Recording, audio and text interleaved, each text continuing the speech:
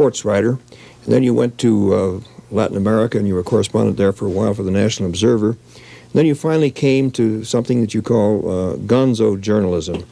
And you've done that mostly for Rolling Stone, I think, is sort of a national correspondent for them. Is that right? Yeah. What is gonzo journalism, and why do you call it that? That word has really plagued me because first I realized I was doing something different. It's at some point really for Scanlon's magazine rather than Rolling Stone, even before Rolling Stone. But I wasn't really in this country when the new journalism sort of began. And I wasn't sure I was doing that. But I was sure I wasn't doing, what we call straight journalism. Right. And after I'd done a story in the Kentucky Derby for Scanlon's, a friend of mine who had covered the New Hampshire primary with me in '68, who's from Boston, and I'd recalled him using this word gonzo in a sort of indefinable kind of way, as kind of nice, crazy, like, zing, gonzo. He wrote me a note saying that Derby piece was pure gonzo. And I thought, well, if that's what it was, I thought it was a brutal failure. I'd botched my assignment. I had to start ripping notebooks or pages out of my notebook and feeding them into the Mojo Wire and sending them to San Francisco right to the printer out of the notebook. I regard it as one of my worst failures. And I got this onslaught of mail. Mail called saying I made a great breakthrough in journalism. I thought, well, Christ, if I made it, this breakthrough, we got to call it something. I mean, why call it, another word that's been used? So I just liked the word gonzo, and it seemed to mean what I was doing. There's a mixture of humor and kind of a high stomping style in it. It's a bit more active than your normal journalism. It's got a great sound, that word gonzo. Yeah, I'm a word freak. I treat words like music. I like that. When I read Hell's Angels, which is the thing that really put your name up in lights, as it were, this really wasn't gonzo journalism, was it? As far as the writing is concerned, this is straight, factual, hard-hitting reporting. But there are pieces of gonzo in there that I didn't realize until I went back. Right, yeah. But when you were writing this, you were writing it like you would, well, not like you perhaps would have written it for the National Observer, but the style is so different from Fear and Loathing in Las Vegas, for example, which is... Well, that was pure gonzo now. Yeah. That was, I can't dance too much, but, that's my form of dancing. That was just a straight act. The Vegas is my favorite book because it's such a tight, hard, it's an exercise in writing. This was more journalism. And I think maybe what I discovered in that, it was being the first book I'd ever written, I never had that much room. Yeah. And I never had that kind of space that would allow you to let your mind wander and, what if. Yeah. And that's all it makes, that's pretty grim stuff, having lived with those buggers for a year and a half. You need a little break, and if you have to create it yourself at 5 in the morning, just to have some fun. I hate to write, normally. I really despise the work. And all that I can really get off on is things like that. When I can let my mind run, I start to laugh. Right. I understand that Dickens used to laugh at his typewriter. Yeah. I don't laugh at my typewriter until I hit one of those, what I consider a pure gonzo breakthrough. Then it's worth it, all the work. Sometimes I have the impression from your writing that your typewriter is an enemy, and it's a struggle as to which one's going to come out on top. No, what I've finally figured out, when I've been asked what gonzo means for so long, that I'm forced into at least a pretense of finding a serious definition. And when I went to Vegas to do, actually, when I realized I was going to do a book out of it or a long article, and what I've been trying to do for a long time was to eliminate the steps or the blocks between the writer and the page. That's why I always get the fastest and newest typewriters. If they make one that costs $12 million, I'll write a bad check and get it for a while. And it's those steps between what you're thinking and what you want to put on the page. Isn't intense personalization a characteristic of gonzo journalism? And that is not only your intense personalization of the story as you write it, but your intense participation. You're right in the middle of the action yourself, which is something which the ordinary newspaperman or journalist is not. He stands aside. Well, that's the difference. That's when I was forced to make a distinction between gonzo and what Tom Wolfe calls new journalism. That was the first, the most obvious one that came to mind. That people like Tom and, say, Gay Talese or whoever else, I never understood what the journalism was. When Tom was writing his book, I asked him several times to send me something to tell me what it really meant. Because I'm included in the book, and I still, I don't know. But it seemed like that was the most obvious difference, that they go back and recreate situations.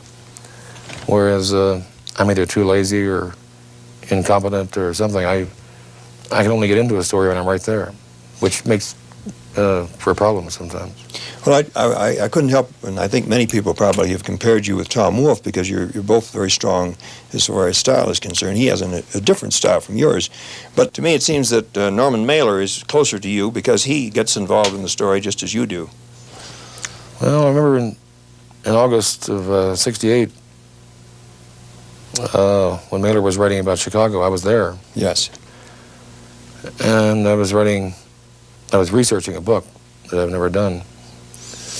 And I was at the corner of Michigan and Balboa at that famous 7:30 night when Reverend Abernathy let his mules off, and I was right smack in the middle of it. Yep.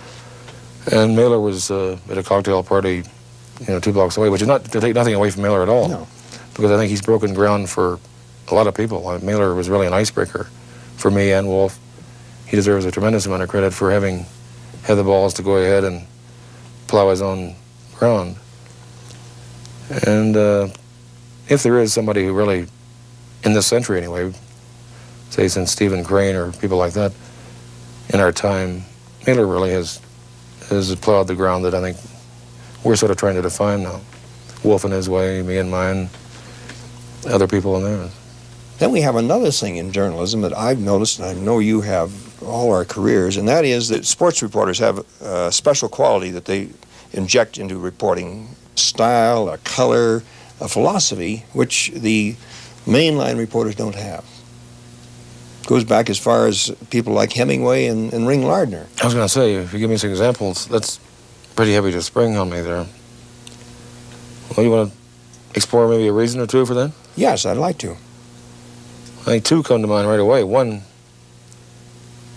would have to do with, you have to assume you're dealing with writers rather than reporters, which Yes. I make a very, very strong distinction between, rather than journalists and novelists, say. And sports reporters are used to being lied to. They're used to, and especially young ones, they see their, the people older than they are and the sort of heavies in the field accepting it. And the best of it makes angry. And that's one reason. You come in with what's Hemingway's phrase, the most valuable tool a writer has is a foolproof bullshit detector. That's not right, but it's just about, just about right. And sports reporters, sports writers, with the obvious exceptions, there may be 1 or 2, know they're being lied to. It's a whole horrible con job. And you either accept it or you don't. I chose not to. So that's one reason. And so you come into any other kind of politics with a background of being conned all the time, and of having gone along with it a little bit, maybe not, or when you didn't, getting punished for it. So you come in a little angry. And the other thing is that sports writing has such a, this is where you get the distinction between writers and reporters. You get, in sports writing, the opportunity to use verbs and adjectives naturally that would never come up in political writing or even general reporting. I remember I used to edit 2 papers at the same time in Florida. And I would have a hell of a time with several football games on one weekend writing the headlines. The Eagles would squash somebody, and the Penguins would rip somebody, and somebody else would stomp somebody. And there's a great sense of kind of presence in sports writing. You want the feeling of the grass, the atmosphere of the crowd, the tension, the excitement. You get a tremendous leeway with the usage of words. Where you have to weigh your meanings and that sort of thing in political reporting. You don't have to in sports writing. And in fact, the wilder you get, the better it is. That's right. That's right. Well, what about your style? What about gonzo journalism when it comes to these intensive investigative stories, the sort of thing that was typical of Watergate. How do you cope with that kind of thing? Or can you really cope with it in gonzo journalism? Don't you have to have somebody out there doing the digging first? Yeah, one of the great ironies of my life is that I was in the Watergate the night that they broke in. You were? I was in the bar with Tom Quinn, a sports columnist for the now defunct Washington Daily News. And we'd been swimming down the stairs. There were only two places in Washington I could stand. One was a Watergate pool, the other was a hillbilly bar called the Shamrock, which is now closed, which gives me even more reason not to go back. But I can kind of excuse myself for I'm not in the habit of going to every place and looking for tape on the locks and every, particularly big hotels. But being a one-man staff really at the time, no, there were two, but no, at that point there were really one. Tim Krause hadn't really come in yet. And, or if he had, but he'd gone off in his press book. So, you really have to have a staff. You have to have, I remember even Carl and Bob, when they were first putting it together, they had, a veteran police reporter who had a note of some sort, who knew something. You really have to have, you can't do that kind of saturation investigative reporting. No, you might do it once if you really stumble on, if you find a thread you can pull on. I remember that... Cy Hirsch does that. Yeah, Cy does. He does it as a one-man band. I don't know how the dickens he does it. I don't either, but I think he's damn good. Somehow or other he manages to do it. But I remember you were talking with Tony. He's mean. Yeah, that's true. That's one of the main qualities of... Yeah. Of, I think, honest... Yeah. I consider myself honest, though I might be a little bit weird. I think meanness is a very critical quality. When you were covering the McGovern campaign, did you have a premonition that something was going wrong, there was something deeply wrong with the campaign? I've seen the energy go out of it. When you're driving a car very fast, you can feel it when it peaks out. No matter how heavy your foot is, you can't make it go any faster. And then it starts to, unless it's perfectly tuned, it'll start to sputter, and that's what was happening. And I was trying to find out why, because I was very concerned about it. Yeah. I've had a visceral, personal hatred for Nixon for as long as I can remember. I was losing my perspective at that point. Yeah. But you have to keep a perspective in gonzo journalism just as in any other kind, don't you? Well, I don't know. I think my final refusal to write the October article, which ended up about this long, the title was For Whom the Bell Tolls. What was that? I'm not familiar with that. It was my coverage of the Nixon, it was sort of the wrap-up, the last piece before Election Day. Mm-hmm. And they had 5 pages open for it, and they're all waiting, art ready to go. And I sent them, at the last second, I sent them a portrait by a friend of mine in town. It might even be up there. Mm-hmm. Yeah, I sent them that. I re-elect the president with a death's head. Yes. And about 500 words, which I still consider to be probably the most cogent 500 words ever written on the campaign.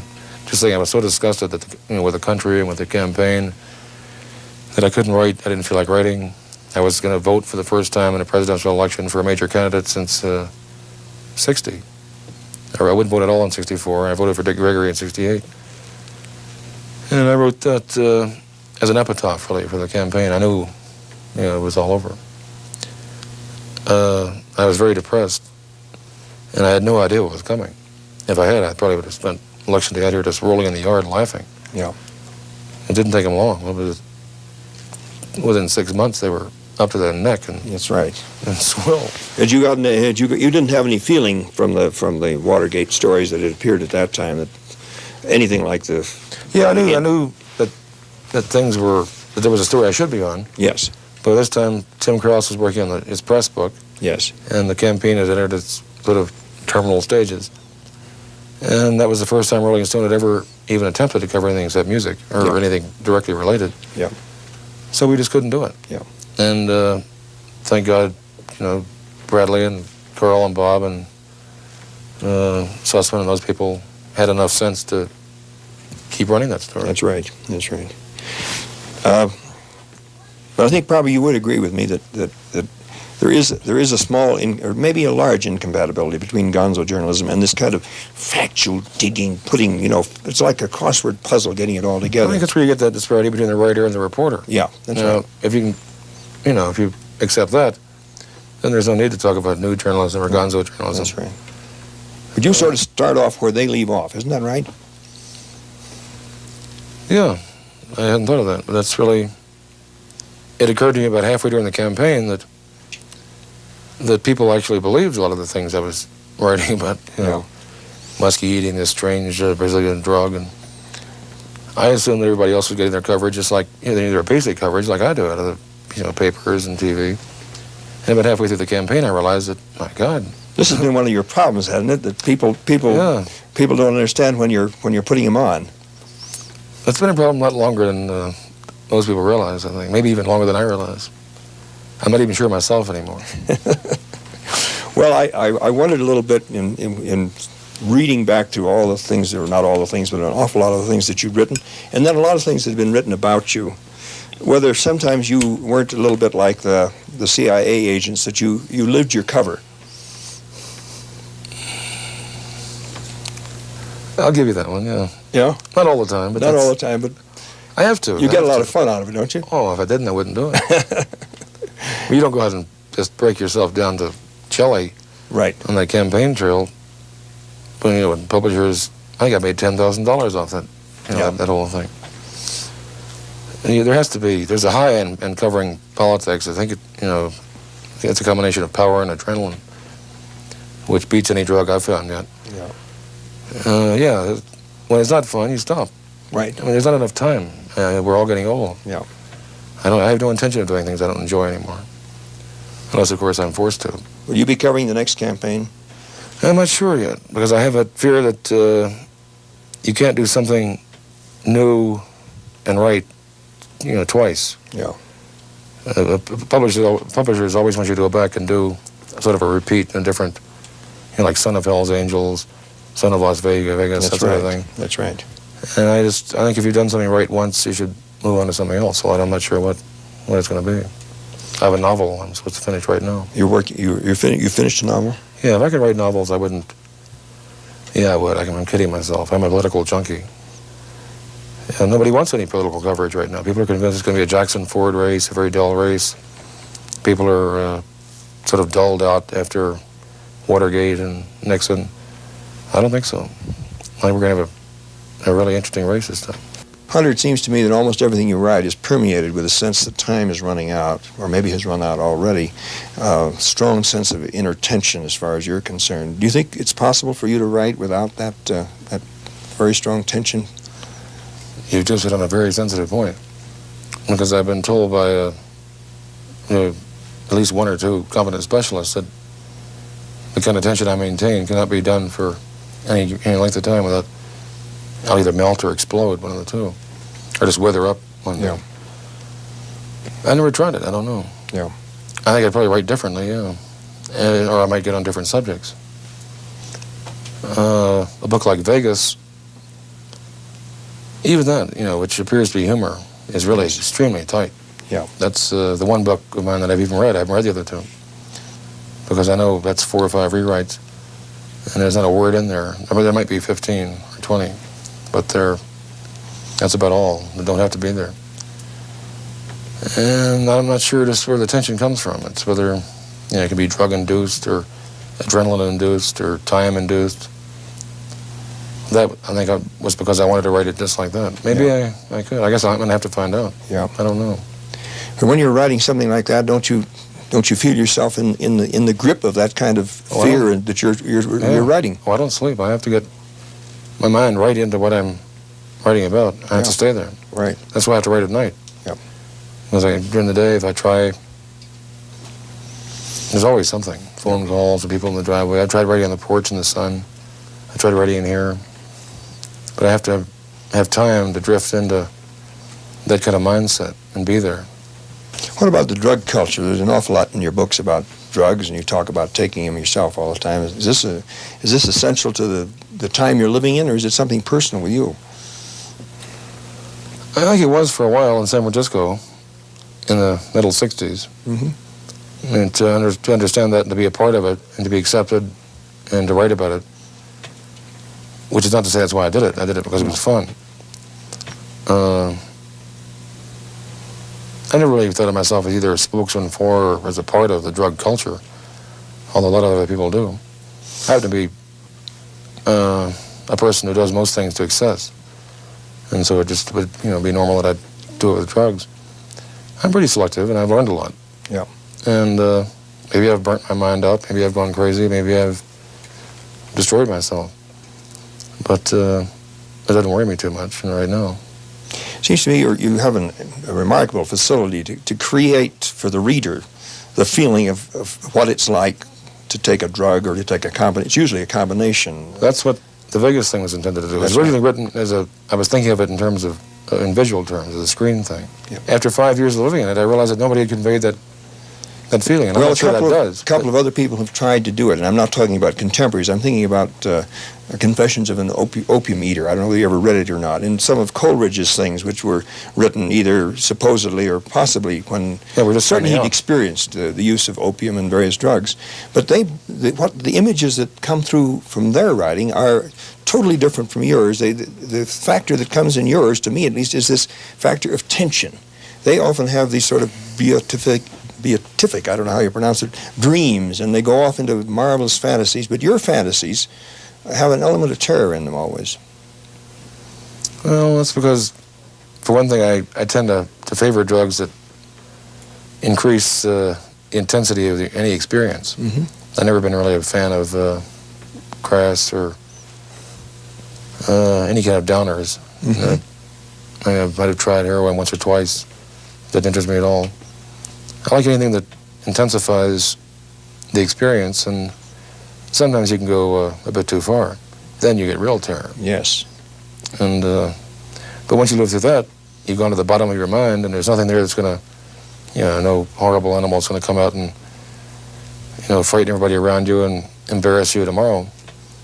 I was told for years that I was too violent to eat LSD. Mm-hmm. And I was basically a violent person, and all these people liked me and could get along with me on occasion. That under no circumstances should I ever touch that stuff, because it really robs you of all your defenses. Whatever you're going to do, you're going to do. There's no, like junkies talk about smack. There's a phrase called walking with a king. You know you're on a different level. Did you ever read William Thompson's Edge of Consciousness? You familiar with that at all? No.